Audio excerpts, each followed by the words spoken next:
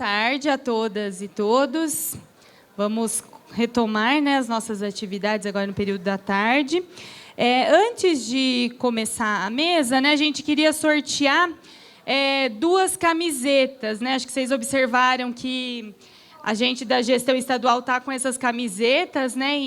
Foi uma homenagem aos princípios do Código de Ética, os 25 anos do Código de Ética. Mas eu queria só destacar que essa foi uma iniciativa individual da gestão. Então, cada um de nós custeamos as nossas camisetas, tá? Isso não é uma produção do CRES São Paulo. É uma produção individual de cada um.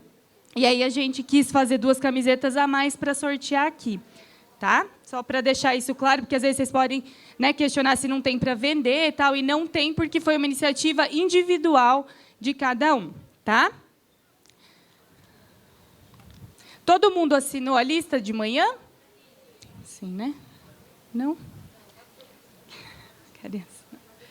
Então, fala o número de 1 a 200, Dani. Já falaram de manhã esse número. Vamos ver se a pessoa está agora à tarde. Que ela não estava de manhã, hein? 128. Manuel Messias da Silva. Tá aí? Ah, ó, de manhã você perdeu uma revista, hein? Sortudo, hein? Tem diversidade e liberdade. Não é? Obrigado. Ah, tirar uma. Mostra a camiseta aí.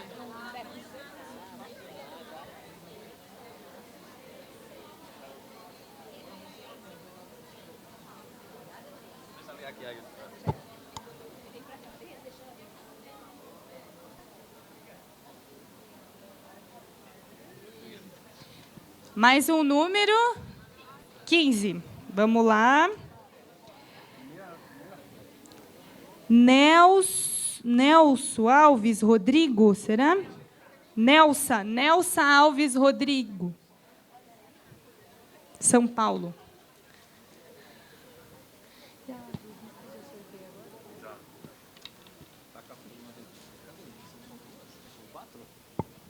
Não, bem, já foi 3? Já.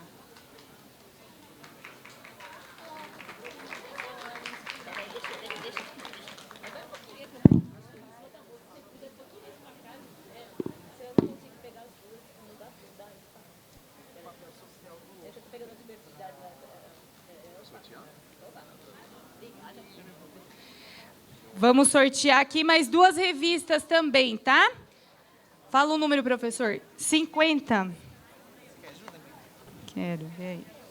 50. Aqui. Azenate Brasil Santos. Tá aí? A entrega para ela, você vai lá. Já estou tirando muita foto.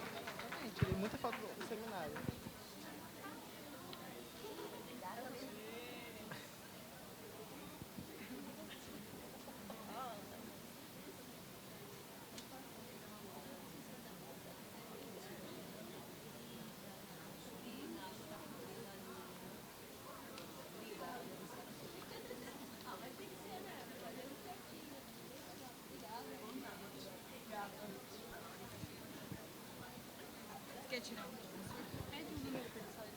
Mais um número, então, Dani.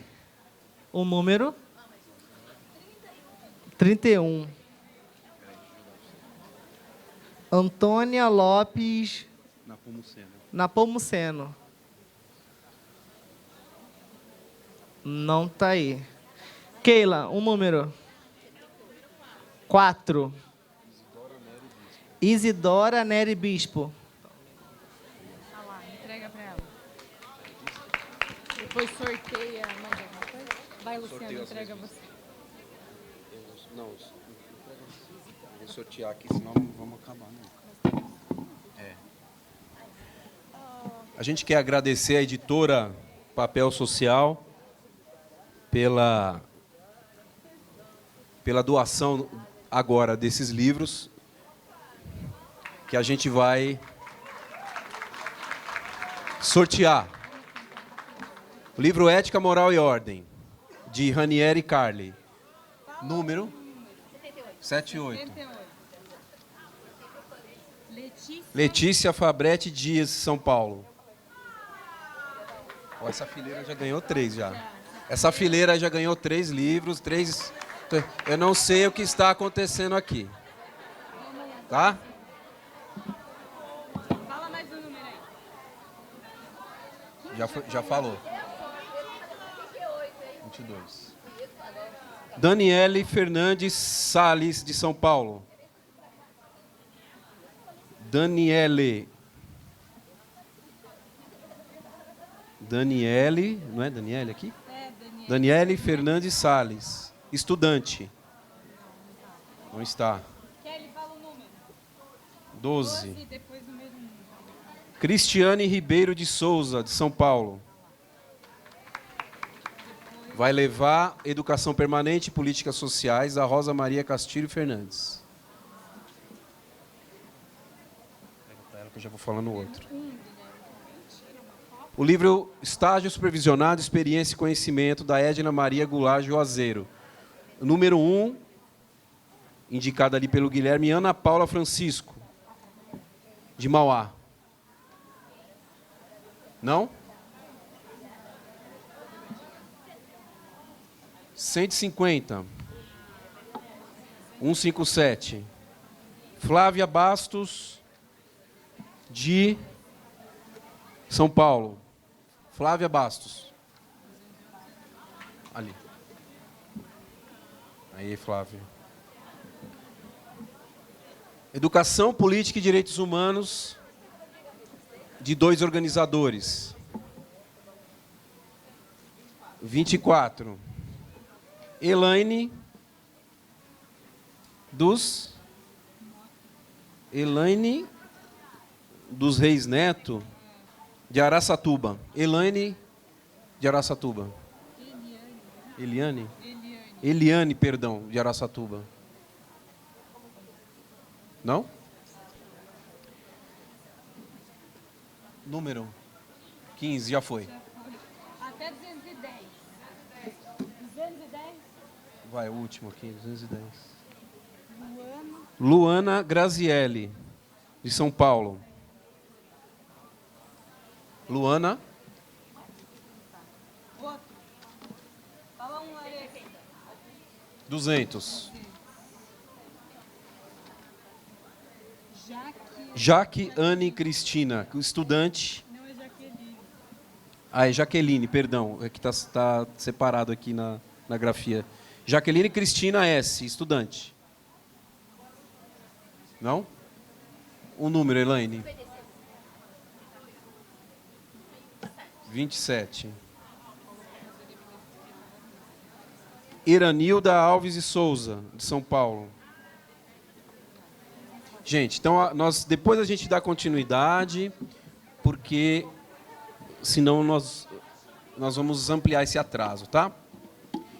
Bom, aqui neste período da tarde, nós vamos, portanto, trabalhar a temática central dessa atividade. Algumas de nós, do CREA São Paulo, tivemos a oportunidade de debater sobre a escolha do tema do nosso dia, nas etapas do Encontro Descentralizado Sudeste e do Encontro Nacional do Conjunto Cefes-CRES de 2017. No que cabe a mim, eu posso dizer que foi um dos mais ricos debates que participei nos últimos anos nessa militância política da categoria. E inflar o peito e dizer que somos classe trabalhadora implica o compromisso inequívoco com apenas um dos lados da luta de classe, que é o lado das trincheiras fundamentais que poderão alcançar a vitória e a suplantação do capitalismo. É com essa aspiração que convido a todas e todos para a nossa segunda mesa de trabalho. Nossa escolha é a resistência. Somos classe trabalhadora, em defesa dos direitos da população e do trabalho profissional com qualidade. Nós vamos refletir a conjuntura atual, situando-a na crise estrutural do capitalismo. Apontar estratégias de resistência ao avanço do conservadorismo e ao aprofundamento do neoliberalismo. Abordaremos a importância da luta em defesa do trabalho profissional em tempos de tecnificação, desprofissionalização e contra-reformas que envolvem direitos sociais. Para essa mesa, convidamos as conselheiras do CREA São Paulo, Kelly Rodrigues Melati e Roberta Estopa, para coordenar os trabalhos.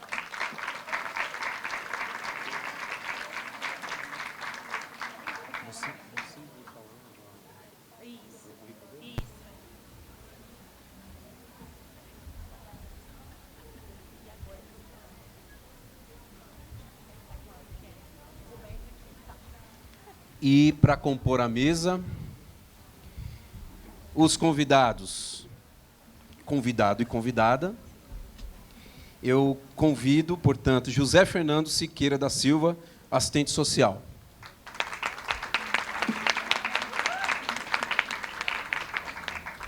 Convido também Daniela Neves, assistente social.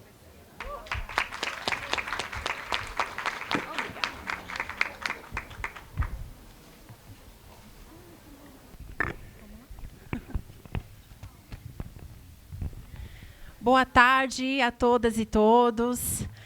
É com muita alegria e satisfação que a gente retorna agora no período da tarde do nosso seminário estadual para fazer um debate tão importante em comemoração ao Dia do e da Assistente Social, né? Então, quero agradecer muito a presença de todos e todas e dizer que para a gente esse momento é um momento muito importante, é um momento de encontro, é um momento também de troca, e da gente renovar também as nossas forças para as lutas cotidianas às quais somos convocados e convocadas, né? Então, quero dizer também, agradecer a presença aqui da mesa, companheiras, companheiro, que foi pensado com muito carinho, com muito afeto e, sobretudo, com muita coerência com o debate que a gente tem feito no conjunto, né? Então, esse seminário, sem dúvida nenhuma, além de luta, de resistência, também é permeado por muito carinho, por muito cuidado da gente pensar cada detalhe desse dia, né? Então, vou aqui então apresentar o professor José Fernando Siqueira da Silva, que é mestre, doutor, assistente social, professor adjunto, livre docente da Universidade Estadual Paulista, Júlio de Mesquita Filho, a Unesp Franca, no Departamento de Serviço Social, e tem vasta contribuição aí na nossa categoria profissional, com vários assuntos. E vou passar agora para minha companheira de mesa, que é a Roberta. Boa tarde, meu nome é Roberta, eu sou conselheira dessa gestão do CRES São Paulo, trilhando a luta com consciência de classe. Eu vou apresentar o currículo da professora Daniela Neves. Ela é assistente social, conselheira e vice-presidente do Conselho Federal de Serviço Social, o Cefes. Gestão é de batalhas que se vive a vida, 2017-2020. É professora adjunta do Departamento de Serviço Social da Universidade do Rio Grande do Norte e do Programa de Pós-Graduação em Política Social da Universidade de Brasília, UNB. E eu aproveito agora para dar início à mesa, passo a palavra para o professor José Fernando.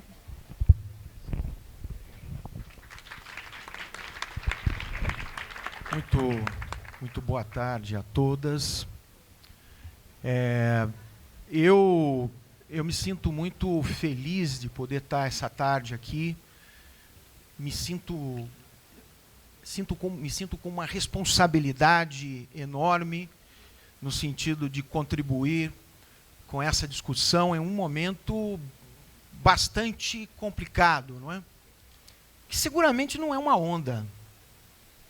Eu diria que é o velho novo se objetivando nas condições atuais, né? Com continuidades e rupturas necessárias à análise dessa historicidade e com as particularidades do Brasil. Quero agradecer o CRES, quero agradecer as colegas, especificamente Daniela, que está conosco aqui, né? A equipe da manhã. Estive a manhã toda aqui acompanhando o nosso debate. Quero saudar as assistentes sociais e, ao mesmo tempo, os assistentes sociais, mas em nome das assistentes sociais, fazer a referência à nossa minoria masculina. Eu começaria dizendo a vocês que eu tenho acordado, e estava conversando isso com Tânia Diniz lá no fundo, um pouco cansado todos os dias. Todavia, esse cansaço, que seguramente tem a ver com a dureza da vida material, com a qual lidamos cotidianamente nos nossos diferentes espaços de inserção socioocupacional, não é? Contraditoriamente, me impele a pensar criticamente sobre isso que me dá indigestão. Então é um sentimento que eu confesso para vocês muito contraditório, porque ao mesmo tempo eu acordo com dor de cabeça, com dor no corpo, cansado, uma noite mal dormida, porque os sonhos não são interessantes. Mas ao mesmo tempo isso me compele a pensar por que é que eu estou assim, que não é um problema de um ser isolado, na verdade, uma determinação social. O tema do encontro aqui hoje, a nossa escolha é a resistência. Somos classe trabalhadora, o que é, na verdade, um tema bastante oportuno. Eu comecei a pensar o que eu vou refletir sobre isso.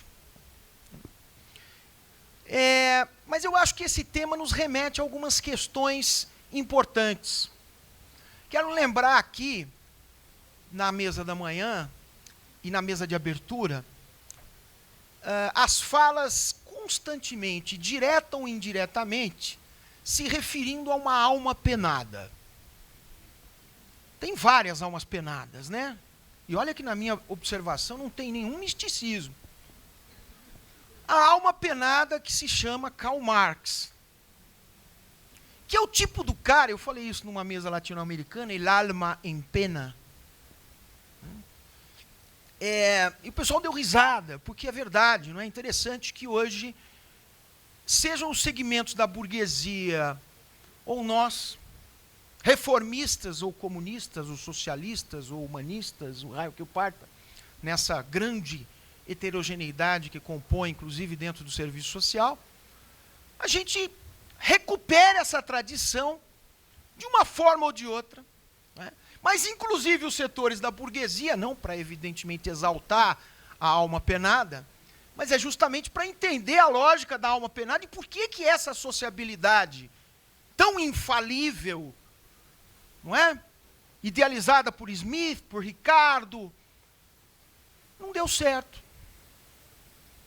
Né? Então, eu fiquei pensando, bom, mas o que esse tema me levaria a pensar no sentido de contribuir com a nossa conversa de hoje de uma maneira muito modesta, porque eu ando muito atormentado. Né? Quero aqui dizer para vocês que mais do que nunca eu estou um pouco naquela frase que não é de Gramsci, mas que Gramsci repete sistematicamente. O pessimismo da razão, repetia, né? O pessimismo da razão e o otimismo da vontade. E aí eu estou com o Mauriásio, eu quero ver as estrelas. Como dizia a Priscila de manhã. Mesmo com as nuvens. Eu acho que as estrelas existem. Mas quais são as questões pertinentes para a gente objetivar esse tema? Eu vou tentar cumprir isso no tempo. E vou deixar um pouco a coisa da categoria com a Daniela, porque eu acho que Dani tem condição muito mais qualificada do que eu para falar disso, e experiência, inclusive. O que é resistência? O que significa resistir? Resistência diante de quê? Quais as bases concretas? E aqui eu vou recuperar a alma penada. Toda hora eu vou estar tentando conversar com a alma penada. Portanto, as bases concretas, não idealistas e logicistas, para uma resistência, como parte da classe trabalhadora, considerando a articulação necessária, mas não a identidade, entre militância e profissão. Isso é uma coisa que a gente precisa pensar. Né? Profissional não é militante, no sentido estrito da palavra. Mas no momento em que você rompe essa relação, você também cria problemas graves. Partido, sindicato e profissão não são sinônimos, mas essas coisas precisam mais do que nunca conversar. É aquilo que o velho barbudo chamou de unidade diversa. Unidade dos diferentes. Lukács, a tradição marxista, faz isso de maneira vasta. estrutura da minha exposição? Vou me dedicar, precisamente, a explicitar a gênese, ou vou tentar ir nessa direção, absolutamente de maneira sumária, rápida, os elementos que constituem a estrutura daquilo contra a qual se pretende resistir. Ou pelo menos eu entendo que deveria ser. É preciso tratar esse processo na sua, olha a outra categoria maltratada, totalidade. Naquilo que foi dito na mesa da manhã entre a relação dialética entre o imediatamente posto e o mediato que o determina, que o explica. O imediatamente posto não é menos importante, ele é só a dimensão imediata de algo mais complexo. Se a gente olhar aqui atrás, esses escombros, seguramente o imediatamente visto não explica, ou aparentemente elimina, a gravidade do que aconteceu, o processo que explica o desabamento. Como a dialética é atual e viva. Não é à toa que Marx elegeu como seu método de estudo. O segundo ponto, dando a deixa para Dani, eu vou fazer, evidentemente, algumas observações em relação ao serviço social. Porque também eu ando um pouco nervoso, um pouco cansado de um outro debate. Eu diria um pouco assim, que me incomoda muito, que eu dizia ali na mesa, ali sentadinho. O cara vai lá, faz um baita de um discurso sobre economia política, aí você pergunta para ele, o que você está falando para os assistentes sociais? Eu não tenho nada para falar para os assistentes sociais. Isso é problema deles. Companheiros meus. Eu não preciso ajudar a pensar as mediações do serviço social. Meu negócio é discutir a crítica à economia política. Por outro lado, eu vejo outros colegas que dizem ao contrário. Nós temos que discutir a profissão. A gente fica discutindo revolução nas nossas mesas e não discute a profissão. Não é nenhuma coisa e nem outra. A base material precisa ser explicitada. E nela existe, eu quero dizer claramente isso, uma prioridade ontológica. Isso é um termo de Lukács. Prioridade ontológica não é dominação mecânica da economia política sobre o resto. Não é isso, gente. Nós acabamos de falar aqui da importância de se pensar a questão dos afrodescendentes, dos LGBTs, de uma série de demandas que são não só legítimas, como absolutamente necessárias para processos emancipatórios e para um projeto que se diz emancipador, de emancipação humana. É evidente que sim. Não é? Mas existe uma prioridade ontológica da existência. Só isso. Simplesmente pelo seguinte fato. Se você não comer, você morre. É só isso que o Marx falou. A alma penal. Como é que isso aparece para a gente, que são demandas legítimas de luta? Redução de direitos, precarização. Vamos usar algumas palavras que vêm com a onda conservadora. Tem outra palavra aqui que é uma grande discussão, neoliberalismo. Parece que o mal da humanidade é o neoliberalismo. Mas ninguém explicita claramente o que é neoliberalismo. Né? Conservadorismo, neoconservadorismo, destruição de direitos, ausência de democracia, questão social, que é o objeto do serviço social. Né? Eu não levo tanto a ferro e fogo isso. Essa pauta é absolutamente legítima e necessária. Atenção, todas essas questões que se colocam no campo da emancipação política, da luta por direitos, ela não é só necessária, ela é importantíssima. O Marx, lá na crítica ao programa de Gotha, valorizava a conquista dos trabalhadores que tinham conseguido aumento salarial. Aumento salarial é importante, mas não é o fim da luta. Esse é o ponto que eu acho que a gente precisa entender. Da mesma maneira, ele criticou Proudhon, dizendo que não tinha como manter salário numa transição socialista para uma sociedade comunista, porque salário é consequência do trabalho estranhado, portanto, da mais-valia. É óbvio. Né? Vamos lá. Mas qual a gênese dessa encrenca? Vamos tentar trabalhar algumas coisas. Se eu não conseguir chegar lá no final, porque eu já estou perdendo tempo. Primeira questão que eu acho que a gente precisa tratar e explicar é a malfadada questão social, que a gente sabe que não tem nenhuma origem na esquerda. A palavra questão social tem uma gênese articulada ao pensamento conservador em suas expressões. Conjunto de problemas sociais dos mais variados tipos. Então lá a turminha chamava isso do grande pacote chamado questão social. Para nós, para que seja de fato discussão de resistência, tem que ser, em primeiro lugar, questão social não entendida nesse sentido, entendida como expressão da lei geral da acumulação capitalista, o barbudo de novo. Não é? Como apropriação privada da riqueza socialmente produzida. Tem que ficar claro isso. Mas, com uma tendência, quem for lá ver o livro 2, o livro 3 do Capital, vai ver claramente, desculpe a minha insistência teórica, porque eu acho que a gente precisa precisar essas coisas.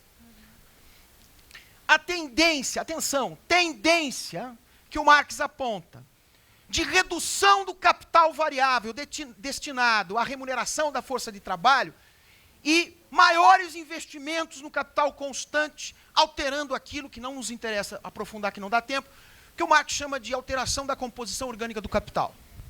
Ou seja, traduzindo, o mundo do capital é um mundo que expropria e cada vez mais pulveriza emprego e trabalho.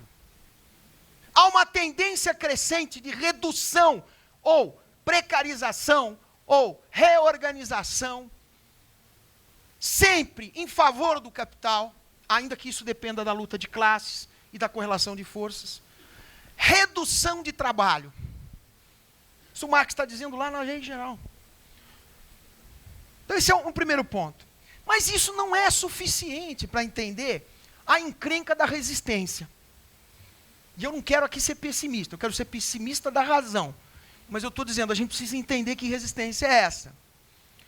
É preciso reconstruir mentalmente e criticamente a sociedade do capital em uma fase que não era a fase do Marx, não é mais a fase do Marx. A fase do Marx era a fase industrial. A fase que vivemos é a fase monopolista, que, diga-se de passagem, foi a fase que permitiu a gênese do serviço social. O serviço social, não à toa Zé Paulo chama de capitalismo monopolista e serviço social. Não é? Mas o que é a fase monopólica? Vamos lembrar? É diferente da fase industrial. Fase monopólica incorpora e supera a sua fase comercial e industrial. O que caracteriza, no geral, diz Lenin, sobre a fase monopólica? Grandes grupos econômicos que se fundem e criam monopólios de mercado em poucos países, comandado por poucos países. Captura dos estados e dos fundos públicos como parte componente orgânica da acumulação capitalista. Os fundos públicos são usados, não é, no sentido de potenciar o mercado, estimular o mercado. E continuam fazendo isso. Mas, Fernando, não é um estado mínimo. Mínimo para nós. Máximo para eles. Máximo para eles. Isso a gente já disse e redisse em muito tempo. Terceira característica. Capital financeiro.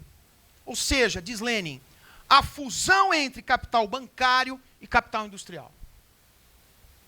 Essas são características plenamente claras, visíveis, na era monopolista do capital.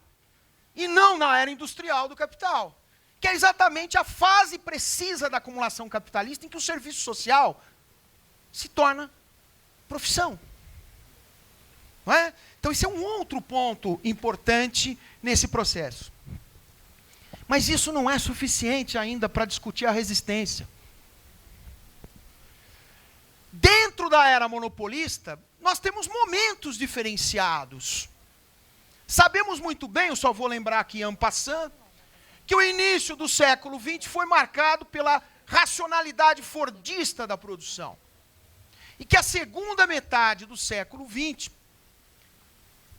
sobretudo após a longa onda de crescimento de 45 a 70, O que nós vamos ter é uma reestruturação produtiva claramente fincada numa inspiração, numa perspectiva toyotista, no sentido de retomar ou favorecer a retomada da acumulação capitalista. Ora, isso se deu rapidamente, é importante situar isso, num processo de reconstrução da Europa destruída por 2 guerras imperialistas. Por favor, gente, guerra não é produto de 2 malucos que resolvem brigar. É óbvio que tivemos a Primeira e a Segunda Guerra porque tivemos confrontos imperialistas, que só podem ser pensados a partir da era monopólica do capital. Mas nós tivemos um outro ingrediente importante nesse processo, a decadência gradual do projeto que, com todas as suas falhas, servia de referência para pensar isso. Fazer a contradição, fazer o contraponto. A União Soviética. No momento em que isso cai, que a acumulação entra em crise, que a Europa é reconstruída, e que você não mais tem a obrigação de apresentar uma alternativa à classe trabalhadora, que seja uma alternativa à alternativa soviética, o que acontece? Vem lá o seu Fukuyama e diz que a história acabou e que o mundo do capital ganhou. Vou responder para o colega da manhã. Não é onda, pô. O que estamos intensificando hoje, que não paramos de intensificar, nos 14 anos de PT, 12 anos de PT, 8, 12, por aí, né, nacional. E o que já vem da era FHC são as bases daquilo que já estava posto no início dos anos 70. Atenção! De lá para cá, o capitalismo não teve mais crescimentos intensos e densos como teve entre 45 e 70. Quem discute isso é o Mandel.